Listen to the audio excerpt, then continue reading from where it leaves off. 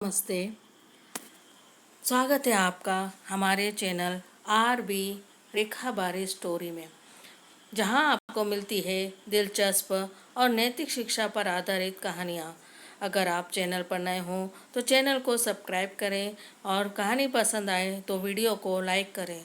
साथ ही आपसे निवेदन है कि अगर आपके पास भी ऐसी ही दिलचस्प मनोरंजक कहानियाँ हों तो आप हमें ईमेल के द्वारा भेज सकते हो। ईमेल का लिंक डिस्क्रिप्शन बॉक्स में मिल जाएगा। आज आज की हमारी कहानी है पुरस्कार। पुरस्कार कहानी को अब हम सुनते हैं। इसमें एक छोटे बच्चे के बारे में बताया गया है। सुमित भागते भागते घर के अंदर घुसा, बस्ता अपने कमरे में फेंका और चिल्लाया, माँ माँ, कहाँ हो तुम? सुनो तो। माँ मेज पर खाना लगाते लगाते ही बोली, क्या बात है, घर में घुसते ही इतना हो हल्ला क्यों मचा दिया है? सुमित भागकर माँ से लिपट गया। माँ, मेरा नाम चुना गया है। अरे, किस बात के लिए तुम्हारा नाम चुना गया है? माँ, इस रविवार को विवेकानंद हॉल में चित्रकला स्पर्धा है। मेरी टीचर ने उस प्रतियोगिता के लिए मेरा नाम चुना है। फिर तो इस प्रतियोगिता की तैयारी अच्छे से करनी होगी तुम्हें। अच्छा सा कोई चित्र सोच लो। मैं कौन सा चित्र बनाऊं? क्या वह चिड़िया और घोंसले वाला चित्र ठीक रहेगा? खाना खाते सुमित ने माँ की ओर देखा। वह नहीं, कोई और नया चित्र बनाओ। सुमित के मन में उत्साह था, पर किस तरह के चित्र का चुनाव करे, इसमें उसे दुविधा हो रही थी। दूसरे दिन सुमित सुबह ही चित्र बनाने बैठ गया। उसने सीनरी का चित्र बनाया और उसमें रंग भर कर दोनों हाथों में उठा कर देखा। यह तो बिल्कुल बेकार लग रही है। सुमित ने मुंह बिचकाया और चित्र फाड़ कर रद्दी की टोकरी में फेंक दिया। फूल लगे फूलदान का ख्याल आते ही सुमित ने फूलदान बनाने लगा। यह भी ठीक नहीं बन रहा है, सुमित ने खींचकर कहा। माँ, क्या करूँ, कुछ ठीक बन ही नहीं रहा है। एक और बनाकर देख, कहकर माँ अपने काम में लग गई। तभी सुमित की आवाज़ सुनाई दी। सुमित, सुमित, आज खेलने नहीं आओगे? सब लोग तुम्हारा इंतज़ार कर रहे हैं। कहते कहते राजू सुमित के कमरे में आ गया। अरे, मुंह लटकाए क्यों बैठे हो? क्या हुआ? राजू ने सुमित के कंधे पर हाथ रखते हुए कहा। क्या करूं? क्या बनाऊंगा कल? कुछ समझ में ही नहीं आ रहा। चल उठ, पहले खेलने चलते हैं, फिर आकर ड्राइंग करना। कुछ ना कुछ तो बन ही जाएगा, राजू ने सुमित का हाथ पकड़ते हुए कहा। शाम को सुमित खेल कर जैसे ही घर में घुसा, माँ की आवाज़ आई। सुमित, आओ पहले दूध पी लो। माँ ने दूध का गिलास मेज पर रखा और रसोई घर में रात के खाने की तैयारी में लग गई। दूध का गिलास खत्म करके सुमित अनमने भाव से घर की छत पर चला गया। सूर्यास्त हो रहा था। आसमान कहीं पर नीला और कहीं पर लाल लाल हो गया। सामने गांव के घरों से धुआं उठ रहा था। पेड़ों का रंग कुछ अधिक ही गहरा दिखाई दे रहा था। तभी उसे मैं की आवाज़ सुनाई पड़ी। उसने घूम कर देखा, भेड़ों का झुंड घर लौट रहा था। वहीं दूर से गाय भी रंभाती हुई धूल उड़ाती अपने घरों की ओर लौट रही थी। गोधूली बेला का यह दृश्य बड़ा मनमोहक था। सुमित के स्मृति पलट पर यह दृश्य अंकित हो गया।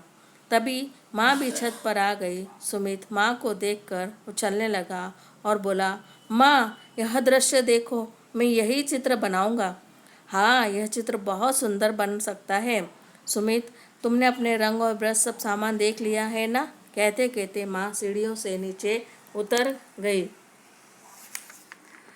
सुमित एक एक सामान उठाकर अपने आप से बोलते गया और ये रहा कार्डबोर्ड कागज के नीचे रखने के लिए, और ये रहा रंगों का डब्बा। पहले देख तो लूँ इसमें रंग पूरे भी हैं या नहीं। ये रहा नीला, पीला, हरा, काला, भूरा, बस सभी रंग पूरे हैं। और यह रहा पेंसिल का बॉक्स डब्बा। यह पेंसिल, यह रबड़ और यह रहा सफ़ेद चौक। अरे, ये कहाँ से आया? कोई बात नहीं, यह भी साथ चलेगा। सुमित ने पेंसिल बॉक्स बैग में डाल दिया। प्लास्टिक की प्याली पानी के लिए, रंगों के लिए एक प्लेट और एक सफ़ेद कपड़ा बैग में रखकर सुमित ने बैग बंद कर दिया। अगले दिन 15 मिनट पहले ही विवेकानंद हॉल में पहुंच गया। हॉल बच्चों से भरा था। सारे हॉल में लंबी कतारों में दरियां बिछी थी। 4-5 अध्यापक हॉल में इधर उधर घूम रहे थे। तभी एक टीचर माइक के सामने आया और उन्होंने घोषणा की, बच्चों आप अपनी अपनी जगह पर बैठ जाएं। बस अभी थोड़ी देर में चित्रकला प्रतियोगिता आरंभ होने वाली है। एक टीचर ने एक एक ड्राइंग की शीट बच्चों को बांट दी। सुमित ने नीचे बैठकर पेंसिल बॉक्स, रंग की कटोरी, ब्रश, प्लेट और सफ़ेद कपड़ा सभी आवश्यक सामान अपने सामने रख लिए। हॉल के कोने में रखी हुई बाल्टी में से अपनी प्याली में पानी भरकर जल्दी से ले आया। थोड़ी देर के बाद दूसरे टीचर ने माइक के सामने आकर घोषणा की, बच्चों, मैं इस चित्रकला की प्रतियोगिता में उपस्थित सभी बच्चों का स्वागत करता हूँ। इस प्रतियोगिता के लिए 3 विषय दिए जा रहे हैं। पहला विषय है रेलवे प्लेटफॉर्म का दृश्य, दूसरा विषय है खेल के मैदान का दृश्य और तीसरा विषय है एक गांव का दृश्य। चित्र बनाने के लिए आधे घंटे का समय दिया जाएगा। प्रतियोगिता के परिणाम आज शाम को 4 बजे इसी हॉल में घोषित किए जाएंगे। इतना कहकर टीचर ने प्रतियोगिता के तीनों विषय लिख दिए। आहा, मज़ा आ गया। गांव का दृश्य आ गया। बस अब मैं कुछ भेड़ और गाय, गांव के घर और पेड़ बना लेता हूँ। मेरा तो काम बन गया। प्रसन्न होकर सुमित ने घड़ी देखी। घड़ी ने 10 के घंटे बजाए। सारे हॉल में खामोशी छा गई। सुमित का हाथ तेजी से चलने लगा। उसने सफ़ेद, काली और चितकबरी गाय बनाई, फिर भेड़ों का झुंड बनाया। एक के बाद एक बड़ी छोटी भेड़ बनाई, घास खाती हुई भेड़ बनाई और उनके पीछे चरवाहा। उसके हाथ में लंबी लाठी और सिर पर पगड़ी बनाकर सुमित ने चरवाहा को शॉल भी ओढ़ा दी। पीछे घर व पेड़ों की लाइन खींची। उसने प्लेट पर अनेक रंग निकाले। वह एक के बाद एक ब्रश पानी में भिगोता, कभी पतला ब्रश, कभी मोटा ब्रश और कभी पेंसिल। इस तरह से वो अपने चित्रों में आकार में रंग भरता चला गया। मटमैला, हल्का, भूरा, गहरा और कहीं कहीं सफ़ेद। कोई ऊन से लदी भेड़े तो कोई सफ़ा चट भेड़ और गाय बनाकर सुमित ने चरवाहा की कमीज, पगड़ी, शॉल और पैरों की चप्पलों में रंग भरकर जल्दी से गांव के घर बनाना शुरू किए। कुछ नीले घर, कुछ सफ़ेद घर, कुछ ऊपर घर, कुछ नीचे घर। अब उसने मोटे ब्रश से हरे पेड़ और घास बना डाली। एक बार अच्छी तरह से देख लूं, कहीं कुछ रह तो नहीं गया। सुमित ने हाथ रोककर चित्र पर नज़र दौड़ाई ही थी कि फिर घोषणा हुई, बच्चों, चित्र बनाने का समय समाप्त हो गया है। अब आप अपने ब्रश नीचे रख दीजिए। अचानक हुई घोषणा को सुनकर सुमित चौंक गया। हड़बड़ाकर उठा तो ब्रश पानी की प्याली में गिर पड़ा और प्याली से पानी के छिटे सुमित के चित्र पर उछलकर गिर गए और चित्र के रंग फैल गए। घबराकर सुमित ने अपने माथे पर हाथ रख लिया। उसी समय एक टीचर उसी की लाइन के पास पहुंचने ही वाली थी कि उसकी नज़र पेंसिल के डब्बे के बॉक्स में पड़े सफ़ेद चौक पर पड़ी। उसने लपक कर चौक उठाया और अपने चित्र के फैले हुए रंग पर धीरे से रगड़ दिए। चौक से रगड़ दी। सुमित ने ऊपर देखा। टीचर हाथ आगे बढ़ाकर उससे चित्र मांग रही थी। लाओ बच्चे, अपना चित्र जल्दी दे दो, समय पूरा हो गया है। सुमित ने जल्दी सफ़ेद चौक से फैले रंगों पर निशान लगाए और अपना चित्र टीचर को थमा दिया। उदास मन से सुमित घर की ओर चल दिया। घर में घुसते ही सुमित को माँ की आवाज़ सुनाई दी, सुमित, कैसा बना तुम्हारा चित्र? आओ, आकर कुछ खा पी लो।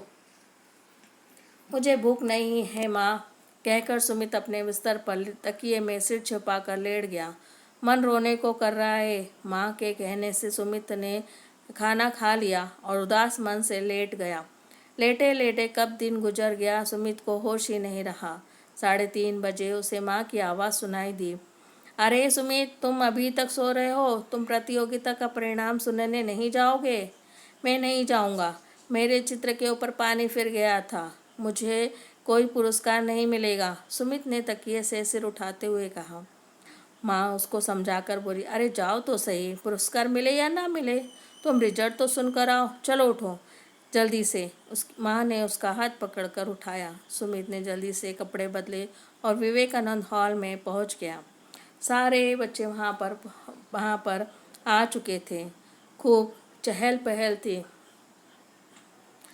सुमित चुपचाप एक सीट पर जाकर बैठ गया। स्टेज के बीचों बीच सभापति जी बैठे थे। उनके साथ वाली कुर्सी पर टीचर बैठे थे। बाईं ओर एक मेज पर चमचमाते हुए कप पे पदक रखे हुए थे। इनामी चित्र मेज पर रखे थे। सुमित ने चमचमाते कप देखे। एक साहब माइक के सामने आया और उन्होंने घोषणा की, मैं अब सभापति जी से प्रार्थना करता हूँ कि वह इस चित्रकला प्रतियोगिता में विजय होने वाले बच्चों को पुरस्कार दे। यह कहकर उन्होंने मेज से एक फाइल उठाई और विजयी बच्चों के नाम पढ़ने लगे। प्रतियोगी स्टेज पर आते, सभापति के हाथ से पुरस्कार लेते और स्टेज से नीचे उतर जाते। अंत में 8 से 10 साल के बच्चों की बारी आई। सुमित के मन में ना जाने कैसा कैसा हो रहा था। तभी सुमित के कानों में आवाज़ आई, सुमित चौधरी। सुमित ने ऊपर स्टेज की ओर देखा। वह कह रहे थे, सबसे छोटे बच्चे के ग्रुप में सफलता पाने वाली यह नन्हा कलाकार सुमित चौधरी प्रथम पुरस्कार पाने वाला यह एक ऐसा कलाकार है जिसने हम भविष्य में आशा कर सकते हैं। सारा हाल तालियों से गूंज उठा। सुमित की रंगों में खून तेजी से दौड़ने लगा। उसका मन उत्साह से भर गया। धीरे धीरे अपनी सीट से उठा, थोड़ा रुका और फिर तेज कदमों से चलता हुआ स्टेज पर पहुंचा। शाबाश सुमित, सभापति ने चमचमाता हुआ बड़ा सा कप सुमित के हाथों में थमा दिया। धन्यवाद सर। सुमित ने मुस्कुराकर सभापति की ओर देखा। तालियां अभी भी बज रही थी। सुमित का मन खुशी से भर उठा। उसने मुस्कुराकर बच्चों की ओर देखा और दोनों हाथों में अपना कप पकड़कर अपने हाथ ऊपर उठा दिए। सारा हाल तालियों की गड़गड़ाहट से गूंज उठा। उसके डब्बे में रखी चौक ने उसका साथ दिया था। चौक अभी भी उसके